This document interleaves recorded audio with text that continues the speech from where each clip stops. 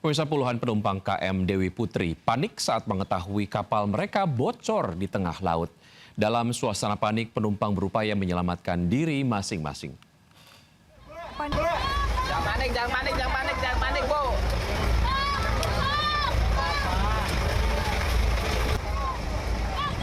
Panikan melanda puluhan penumpang kapal motor Dwi Putri saat berlayar di perairan Kepulauan Seribu. Penumpang berusaha mengenakan jaket pelampung yang telah disiapkan kru kapal. KM motor Dwi Putri mengalami kebocoran pada bagian bawah kapal ketika dalam perjalanan menuju Pulau Tidung. Semula kapal berpenumpang 35 orang ini berangkat dari Pelabuhan Rawasaban, Tangerang.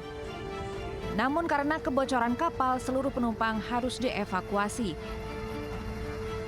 Setelah menerima laporan, petugas damkar, kepolisian, serta Satpol PP Kepulauan Seribu bergegas menyelamatkan seluruh penumpang menuju ke pelabuhan. Seluruh penumpang selamat dalam insiden ini, sementara KM Dwi Motor ditarik petugas menuju Pulau Tidung untuk perbaikan. Dari Jakarta, Sofian Firdaus, iNews melaporkan. Pemirsa, marah sama tetangga malah dilampiaskan pada warga lain yang hendak pergi ke masjid. Seorang emak-emak nekat menyiramkan air sisa pembersihan kotoran anjingnya di kawasan Pasar Kemis, Kabupaten Tangerang, Banten. Bukannya meminta maaf, pelaku malah melaporkan warga dengan alasan jadi korban kekerasan.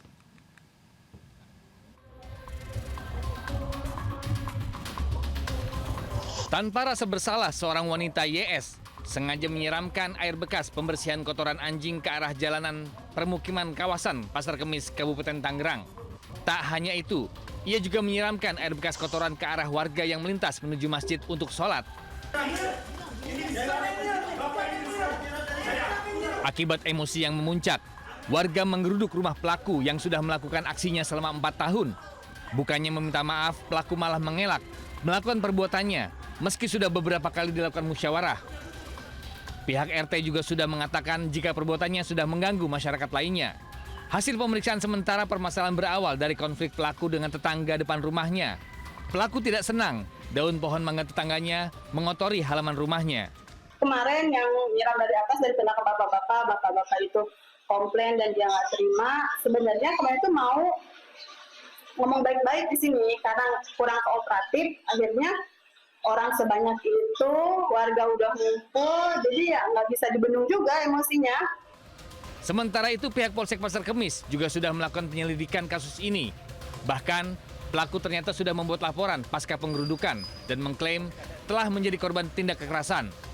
Dari Kabupaten Tangerang, Banten, Aimarani, iNews melaporkan. Nilai tukar rupiah terhadap dolar kembali mencatat rekor terlemah sepanjang sejarah. Pada perdagangan kemarin, rupiah tembus 18.000 per dolar Amerika Serikat. Di tengah melemahnya rupiah, berhembus kabar Menteri Keuangan Purbaya Yudi Sadewa mundur dari jabatannya.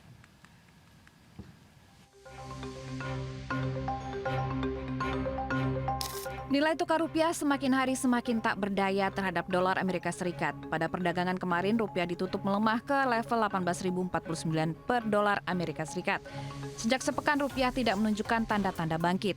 Meskipun sempat menguat pada perdagangan tanggal 3 Juni, namun pergerakannya tidak memuaskan.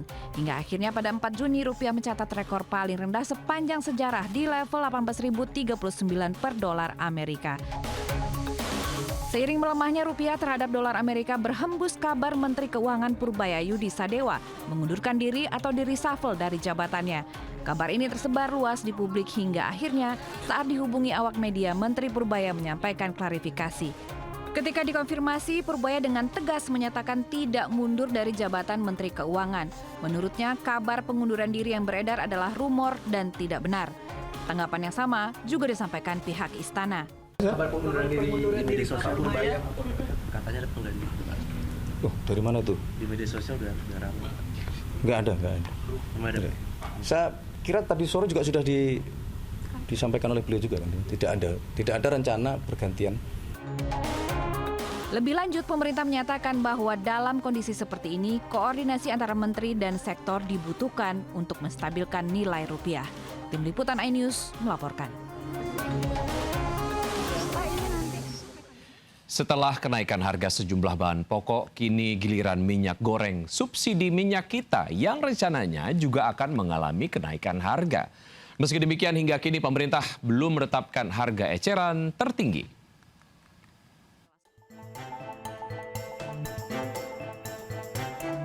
Kenaikan harga minyak goreng subsidi minyak kita kini hanya menunggu waktu. Kementerian Perdagangan telah menyepakati rencana kenaikan harga eceran tertinggi atau HET setelah sejumlah faktor menekan rantai pasok minyak goreng di dalam negeri. Dua faktor utama yang mendorong penyesuaian HET adalah kenaikan harga minyak sawit mentah atau CPO dan meningkatnya biaya distribusi. Saat ini minyak kita masih dijual seharga Rp15.700 per liter dengan acuan harga CPO Rp12.400 per kilogram. Namun harga CPO kini melonjak naik ke angka Rp15.500 per kilogram, jauh melampaui acuan yang ditetapkan pemerintah. Kalau misalnya ditetapkan HET sekian, maka kita juga harus bisa menghitung dari produsen ke D1 berapa, D1 ke D2 berapa, D2 ke pengecer ke konsumen. Kita hitung, tapi tadi udah sepakat itu. Jadi belum ditetapkan karena memang harga masih naik turun. Selain menunggu harga minyak sawit mentah stabil, pemerintah hingga kini juga sedang menyusun aturan untuk menetapkan harga eceran tertinggi minyak kita di pasaran. Dari Jakarta, Riki Anwardi, iNews melaporkan. Pemirsa, KPK menyebut Wakil Menteri Imigrasi dan Pemasyarakatan Silmi Karim menerima Rp100 juta per minggu dalam kasus pemerasan pengurusan izin tinggal WNA.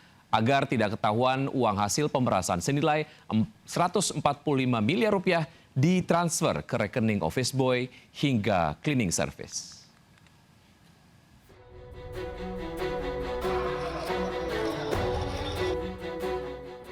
Tim KPK menggeledah rumah Wakil Menteri Imigrasi dan Pemasyarakatan Silmi Karim di Jalan Brawijaya 5, Jakarta Selatan pada Rabu malam. Tim KPK yang datang dengan 3 mobil menggeledah setiap ruangan di rumah megah 3 lantai Silmi Karim. Tidak hanya menggeledah rumah, KPK juga menyegel 2 mobil mewah yang ada di garasi. Wakil Menteri IMIPAS yang juga mantan Dirjen Imigrasi Silmi Karim ditetapkan tersangka dan ditahan KPK. Silmi mendatangi KPK Rabu malam usai dicari-cari KPK terkait OTT di lingkup kantor imigrasi Jakarta Barat beberapa hari sebelumnya. Kasus yang menjerat Silmi terjadi saat menjabat Dirjen Imigrasi. Silmi dan 7 pejabat lainnya secara terorganisir memeras ratusan WNA dalam pengurusan izin tinggal. Modusnya, pengurusan izin tinggal dipersulit hingga akhirnya para WNA ditawari cara kilat dengan menyetorkan sejumlah uang. KPK menyebut Silmi mendapat jatah Rp100 juta per minggu. Total nilai pemerasan mencapai ratusan miliar rupiah. Nilainya nominalnya adalah 145,5 miliar. Uang tersebut dibagikan kepada para oknum. Ada pihak-pihak di Direktorat Jenderal Imigrasi yang setiap pekan di hari Jumat, ya salah satunya kepada saudara SK ini diperkirakan menerima jatah sekitar Rp100 juta per minggu. Tim Liputan iNews melaporkan. Program Makan Bergizi Gratis MBG bakal dirombak usai diguncang skandal korupsi Kepala Badan Gizi Nasional Dadan Hindayana. Kepala BGN yang baru, Nanik S. Deang, menyatakan program MBG akan memanfaatkan kantin sekolah menjadi dapur SPPG sebagai upaya efisiensi.